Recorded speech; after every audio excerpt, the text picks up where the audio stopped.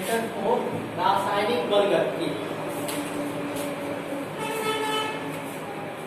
Chemical kinetics. रासायनिक जो बलगति, kinetic kinetic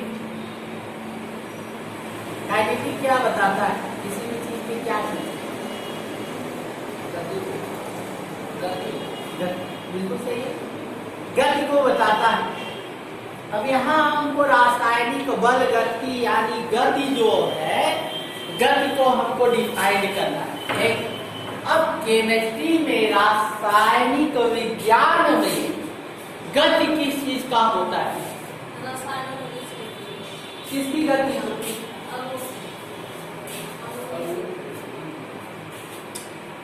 और वो मॉलिक्यूल्स की गति से हमको कोई रिलेशन नहीं, लेना देना नहीं। रासायनिक बल किस चीज की गति?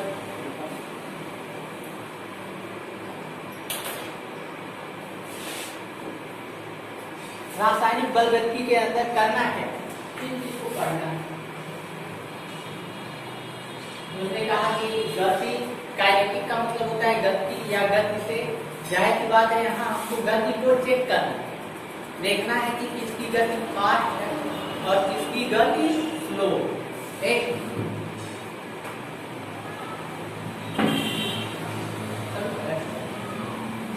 बैठ जाओ, निकाल।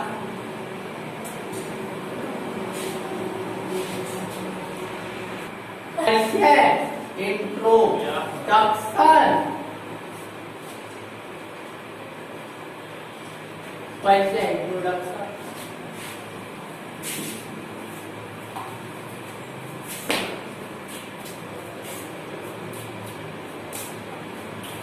देखिए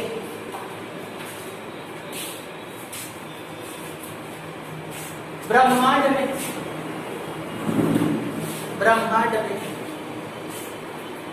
अनेक प्रकार की रासायनिक प्रक्रियाएं, ब्रह्मांड में अनेक प्रकार की रासायनिक प्रक्रियाएं होती हैं।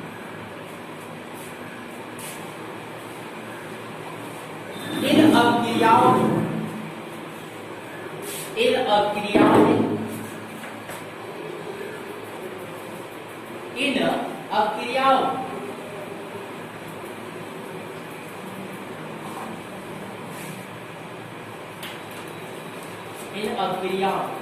बहुत सी अभिक्रियाएं,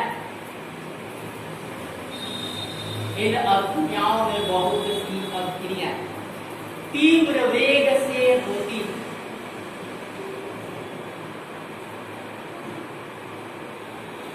तीव्र वेग से होती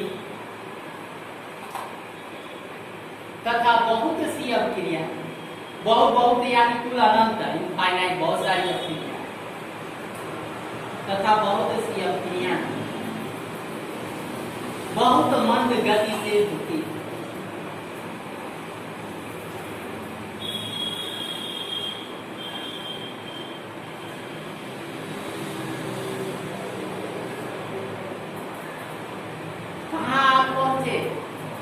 आप पहुंचे हैं रासायनिक अभिक्रिया से गति, अर्थात यहाँ गति किसकी होगी? रासायनिक अभिक्रिया की। हमारे चारों तरफ बहुत सारी अभिक्रियाएं हैं, लेकिन कई अभिक्रियाओं का वेग बहुत तीव्र होता है और बहुत अभिक्रियाओं का वेग बहुत ही मंद होता है। अगर हम तीव्र वेग की अभिक्रियाओं को कहेंगे कागज का जलना, कागज जलाओगे 1-2 मिनट में गल के जल के खत्म। अगर मंद अभिक्रियाओं की अगर हम बात करते हैं तो बहुत सारी ऐसी मंद अभिक्रियाएं, जैसे लोहे का जंग लगा, लोहा आज खरीद के लाया, कल उसमें जंग नहीं लगे, कुछ महीने कुछ साल लगे। अर्थात ये जो जंग लगने की अभिक्रिया है ये धीमी हो रही है, और जो कागज के जलने की अभिक्रिया है वो फास्ट हो रही है। तो अर्थात हर एक रासायनिक जो अभिक्रिया होता है, ये जो अभिक्रिया का वेग जो है, ये कहीं ना कहीं हर एक प्रक्रिया का अपना जो वेग होता है वो अलग अलग। जैसे दूध का दही जमना, ये भी ये क्या है? रासायनिक प्रक्रिया है, लेकिन दूध का दही जमने में 1 दिन लग जाता है, या 12 या 13 घंटे जो भी है। तो ये 12 या 13 घंटे में हुआ, कागज को जला रहे हैं, ये भी एक रासायनिक अभिक्रिया है। कागज यानी कार्बन और ऑक्सीजन से क्रिया किया, कार्बन डाइऑक्साइड गैस बना, वो फास्ट अभिक्रिया है।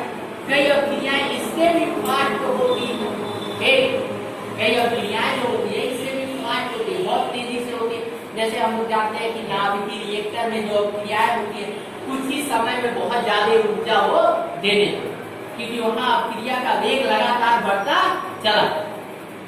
तो अब ये जो रासायनिक अभिक्रियाओं की गति है, अगर गति बहुत धीमी है मेरे लिए प्रॉब्लम, अगर गति बहुत फास्ट है तो भी मेरे लिए प्रॉब्लम।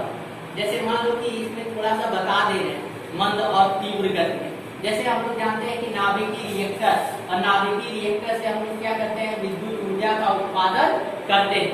और जो नाभिकीय रिएक्टर में विद्युत ऊर्जा का उत्पादन करते हैं, अगर वो अभिक्रिया बहुत फास्ट अगर होने लगेगी तो कम ही समय में इतनी ऊर्जा वो प्रोड्यूस कर देगा कि वहां का जो एटमॉस्फेयर होगा वो बहुत ही ज्यादा हीट हो जाएगा और वहां के लोगों में रेडिएशन बहुत ज्यादा फैल। तो अब अगर नाभिकीय विखंडन की अभिक्रिया को स्लो कराना है, हम कहीं से देख तो हम लोग समझ सीधे करवाना लाख भी हम लोग उनको मन, लेकिन पढ़ाते वक्त जब बोलते हैं उस तरह लिखे तब चाहे क्योंकि हमारा क्या होते हैं, लेकिन जब बताते हैं तो हम यही सोचते हैं कि हम क्या सुन रहे हैं, इसको आप दोहरा अगर आप जो करंट होता है वो हमेशा उच्च विभव से निम्न विभव की तरफ फ्लो करता है, चलता है। ये समझिए कि विभव का मतलब हाई, अगर दोनों का विभव एक समान है तो ना ही आवेश इसमें से इसमें आएगा, ना ही इसमें से इसमें जाएगा, धारा बहेगी नहीं। ठीक उसी तरह से दो बैटरी लो, दोनों का प्लस प्लस लगा दो, का जाएगा धारा, एक का प्लस होना चाहिए, एक का माइनस। विभव का अंतर, एक का विभव प्लस में है, एक का विभव माइनस में है, धारा फ्लो करेगा करेगा। पृथ्वी का जो विभव होता है वो शून्य, क्या होता है, शून्य। जितना भी इसको आवेश देंगे वो विभव बढ़ेगा नहीं, विभव क्या होगा, कभी भी बढ़ेगा। तो ये इसीलिए पृथ्वी का विभव शून्य है और वहां कुछ ना कुछ विभव, ठीक। अब जब भी इलेक्ट्रॉन अगर फ्लो करेगा तो हमेशा उच्च विभव से निम्न विभव, अब वो सीधे किधर जाए, धरती का जीवो है ना, बाकी किसी का जीवो नहीं है, केवल अर्थ ही एक रहता है जिसका विभव जीरो। तो जाहिर सी बात है वो हमेशा जीरो की तरफ मूव करेगा, इसीलिए बिजली जब भी गिरती है तो वो हमेशा पृथ्वी की तरफ क्या होगी, आकर्षित। एक और दूसरी चीज है, हम लोग जानते हैं कि बिजली को चलने के लिए वायर की आवश्यकता होती है, कनेक्टिंग वायर, ठीक, कनेक्टिंग वायर की आवश्यकता होती है बिजली को एक स्थान से दूसरे स्थान तक भेजने की, ठीक। लेकिन बादल गरजा वहां से कोई तार लगा है क्या बिजली से, तब कैसे हवा मारे,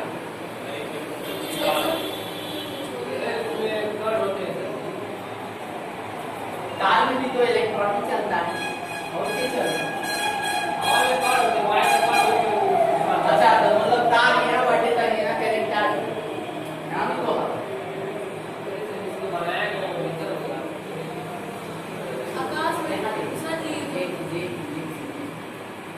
अगर विभव को बहुत बढ़ा दी, वोल्टेज बहुत हाई कर दिया, तब जो इलेक्ट्रॉन्स होंगे वो एयर में भी चल सकते, हवा में भी चल सकते।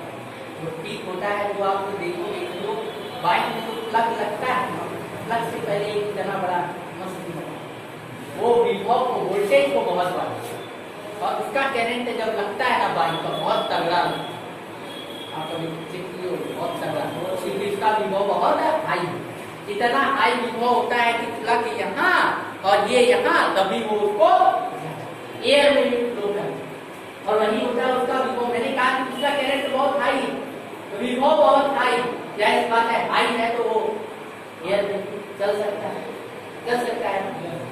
दूसरी चीज एयर तो है हमारा वो इंसुलेटर है, अर्थात वो विद्युत धारा को एक में से दूसरे में जाने से, यहाँ से यहाँ जाने में रोकेगा, परमिट नहीं देगा। जितने इंसुलेटर वगैरह बनाए जाते हैं वो भी तो उसी बनते हैं। इंसुलेटर कि खंबे में ये खंबा है, ये लोहे का है, ये हमारा वायर है, बीच में इंसुलेटर लगा दिए कि अब जो विद्युत धारा होगा वो इंसुलेटर पर जाके रुक जाएगा, खंबे तक नहीं पहुंचेगा। अरे चलिए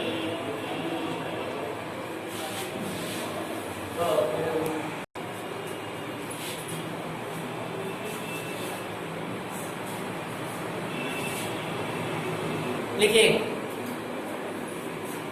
कहाँ तक हुआ है? मंद गति से होती, जैसे कागज का जलना, कागज का जलना एक तीव्र अभिक्रिया है, एक तीव्र अभिक्रिया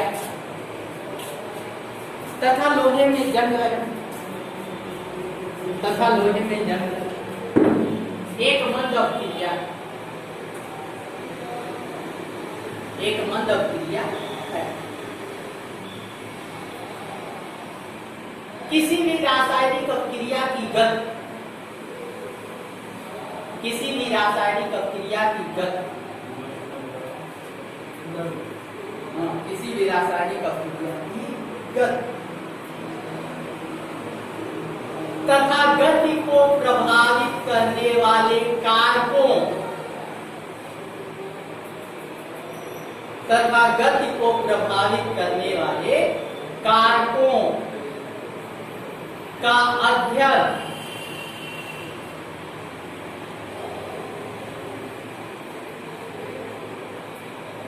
कारकों का अध्ययन रसायन विज्ञान के जिस शाखा, रसायन विज्ञान के जिस शाखा के अंतर्गत करते हैं।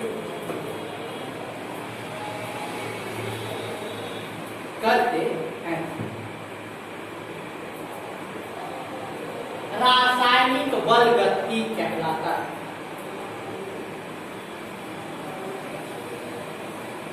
रासायनिक बल गति कहलाता है। एक बार वो पढ़ लीजिए, जहां भी अगर कोई कंफ्यूजन हो पूछिए, फिर आगे हम एक्सप्लेन कर रहे हैं। पढ़ लो बाबू, लैंग्वेज देख लो कहाँ क्या पार्ट है।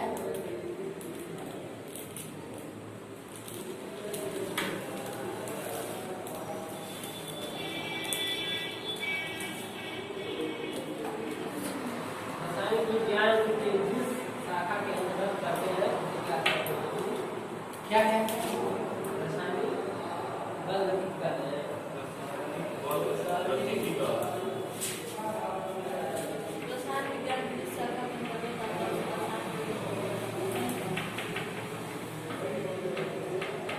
कोई दिक्कत है? नहीं ना? क्लियर?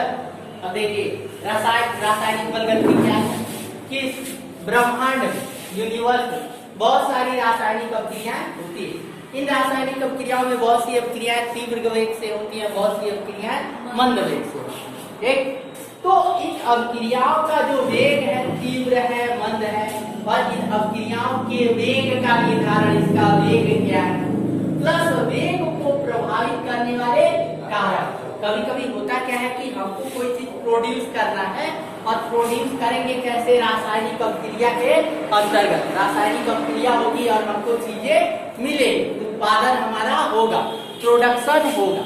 लेकिन रासायनिक अगर अभिक्रिया बहुत मंद हो रही है, ठीक, मान लो कि कोई चीज बनाना है, उसको बनाने में 10 दिन लग रहा है, तो कहीं ना कहीं जो जितने भी लोग होंगे वो यही करेंगे कि कैसा किया जाए कि ये जो 10 दिन में बन रहा है वो 2 दिन में बन के तैयार, हमारा लागत कम लगेगा। अरे 10 दिन में 40 चीज जहां बन रहा था, अब 2 ही दिन में अगर 40 बन जाए तो अच्छा है कि बेकार है? अच्छा है। तो यहाँ हमको करना क्या? अभिक्रिया के वेग को बढ़ाना है। जितनी तेजी से अभिक्रिया होगी चीजों का बनना उतना ही। हाँ, तो अब अभिक्रिया को बढ़ा कैसे हम सकते हैं? किसी अभिक्रिया का वेग बढ़ा कैसे? पहला जो फर्स्ट है, पहला उसको डिफाइन कर। एक लकड़ी को जलाई और वैसी 10-20 लकड़ियां ली, उसको भी जलाई, क्या होगा? जलने की कौन सी अभिक्रिया फास्ट होगी? जो अधिक रहेगा, जो पतला रहेगा वो जल्दी लगेगा। क्या? जो अधिक रहेगा वो जो अधिक रहेगा, अधिक संख्या में जो अधिक, जाहिर सी बात है ये सही है। आपको जब भी आग तापते होंगे, पहले जब ज्यादा लकड़ी रहता है तो तेजी से जलता है, जब लास्ट में वो बच जाए तो के जलाना बड़ा मुश्किल होता है। अर्थात यहाँ फर्स्ट जो बता रहा है, अगर हमारा रिएक्टेंट अधिक मात्रा, अभिकारक, यहाँ लकड़ी को जला रहे तो अभिकारक कौन? अभिकारक लकड़ी है, कार्बन है, अभिकारक। मान लीजिए एक रिएक्शन, चलिए हम जलाते हैं ब्यूटेन C4H10, ये ब्यूटेन एक है। ब्यूटेन एलपीजी गैस में ब्यूटेन भी होता है, और ब्यूटेन ऑक्सीजन से क्रिया करेगा, किस बनाएगा? Carbon dioxide gas plus H2। और जब भी कोई भी जलाने वाली चीज है जो जल रहे, उसमें अगर हाइड्रोजन है तो जलने के फलस्वरूप कहीं ना कहीं जल बनेगा। अगर जो हम जला रहे हैं जिसको, उसमें अगर हाइड्रोजन नहीं है तो जल नहीं बनेगा। अर्थात अगर केवल कार्बन रहता और ऑक्सीजन होता तो केवल क्या बना? जल नहीं। अगर जो जल रही है उसके फार्मूले में कहीं भी हाइड्रोजन अगर आपको दिखता है तो उस रिएक्शन में कार्बन डाइऑक्साइड तो बनेगा ही, जाहिर सी बात है जल भी बनना। अब प्लस ऊष्मा, प्लस यहां भी क्या? ऊष्मा, एनर्जी, हीट। अब ये जो दोनों है इसको हम लोग कहते हैं अभिकारक।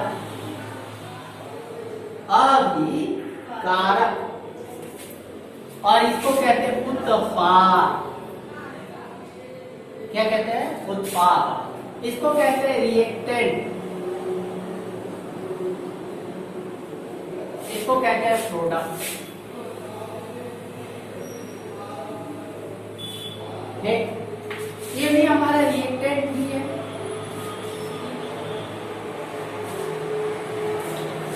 ये हमारा प्रोडक्ट।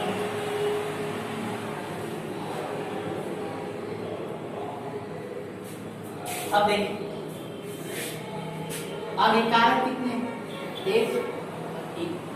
इन दोनों में से अगर कोई एक नहीं रहेगा तो ये क्रिया होगी नहीं। ऑक्सीजन नहीं रहेगा तभी नहीं जलेगा, ये नहीं रहेगा तो जलेगा आखिर कौन? है ना? तो ये क्रिया नहीं, तो ये अभिकारक। अब अभिकारक की अगर मात्रा को बढ़ाया तो क्रिया का वेग क्या होगा? बढ़ेगा। कैसे है? प्रैक्टिकली समझना। लकड़ी है या कोयला बहुत धीरे धीरे जलता है, इसमें हम क्या करते हैं? ऑक्सीजन, एक अभिकारक की मात्रा को बढ़ाइए, ऑक्सीजन को बढ़ाइए, अर्थात हवा दीजिए पंखे से, और क्या हो? तेजी से। अब क्रिया का वेग क्या हो गया? बढ़। या तो दूसरा चीज कह सकते हैं कि ये जो है इसको भी बढ़ा सकते, अर्थात यहाँ अभिक्रिया का जो वेग है वो कितने अभिकारक पर निर्भर कर? यहाँ दो, एक तो ऑक्सीजन पर भी निर्भर करेगा। ऑक्सीजन की मात्रा को बढ़ाएंगे तो वो भी क्या होगा? अभिक्रिया का वेग बढ़ेगा। अगर इसकी मात्रा को भी बढ़ाएंगे तो अभिक्रिया का वेग बढ़ेगा।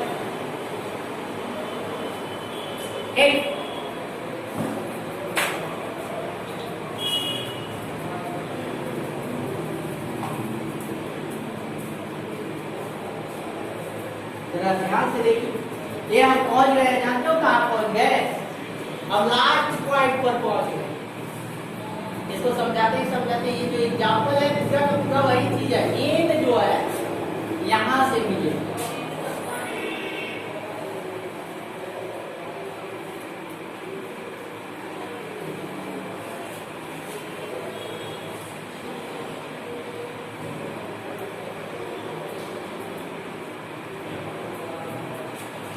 ये हमारी शर्करा शुगर, शुगर है प्लस जल, ये इंसुलिन है। इंसुलिन पता है क्या? इंसुलिन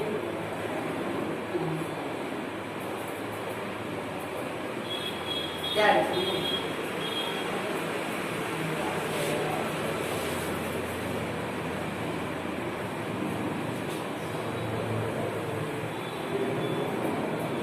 पढ़े थे तो याद नहीं आता है। अच्छा, मतलब कब पढ़े थे? कौन सा पढ़े थे? 8 मतलब जाने के बाद 8 मतलब ज्यादा नहीं पहले 2 और 1 3 1 4 3 4 साल हुआ। जितनी भी हम चीजों को खाते हैं, हम शर्करा लेते हैं, उस शर्करा हमारी बॉडी में इंसुलिन बनता है और ये इंसुलिन जो होता है वो शर्करा को ग्लूकोज और फ्रक्टोज में चेंज करता है और यही जब इंसुलिन बॉडी में बनना बंद हो जाता है तो उनको डायबिटीज अर्थात शुगर के वो मरीज हो जाते हैं, तो वो बाहर से इंसुलिन ले इंसुलिन। तो ये इंसुलिन। अब आगे आते हैं, यहाँ ये शर्करा है, ये जल है। अब ये दो प्रोडक्ट है, एक ग्लूकोज है एक फ्रक्टोज है। ग्लूकोज और फ्रक्टोज दोनों ही एनर्जी देते हैं। ग्लूकोज जो है वो वर्ड पड़ा है। ग्लूकोज जो होता है गन्ने की अगर शर्करा है तो वो केवल ग्लूकोज। अगर ऊंट शर्करा, ऊंट शर्करा मतलब जिसको हम लोग कहते हैं ग्रेप शुगर, ग्रेप यानी अंगूर, अंगूर मीठा होता है और आपको जिन्हें नाम सुना होगा शुगर फ्री एक आता है, लोग कहते हैं इसको, जानते हो उसमें क्या होता है? शुगर जो फ्री, वो जो शुगर होता है वो केवल फ्रक्टोज देता है। क्या देता है? फ्रक्टोज। और फ्रक्टोज जो होता है वो ब्लड में कभी भी शर्करा की मात्रा को नहीं बढ़ाता कौन है? ग्लूकोज।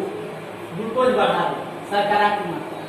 तो इसीलिए आप लोग कहते हैं फूड चाहे जितना मीठा खाओगे, कोई डायबिटीज का है तो वो खराब नहीं है, लेकिन गन्ने का अगर शुगर खा रहे चीनी खा रहे तो वो नुकसान करता है। गुड़ वगैरह जो भी बनता है वो डायबिटीज के मरीज के लिए अच्छा है।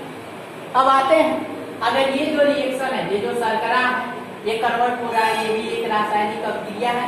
अगर इस अभिक्रिया में अभिक्रिया का वेग जो होगा वो अभिकारक पर तो निर्भर करेगा, यानी दैट एग्जाम्पल इसके अकॉर्डिंग अगर अभिकारक की मात्रा बढ़ाएंगे तो अभिक्रिया का वेग बढ़ेगा और जैसे जैसे अभिकारक की मात्रा घटती चली जाएगी अभिक्रिया का वेग क्या होगा? बढ़ेगा। यहाँ इस पर भी अभिक्रिया का वेग निर्भर किया, इस पर भी, यहाँ भी इस पर भी निर्भर कर रहा है, इस पर भी। दो अभिकारक, लेकिन यहाँ कितने अभिकारक पर अभिक्रिया का वेग निर्भर?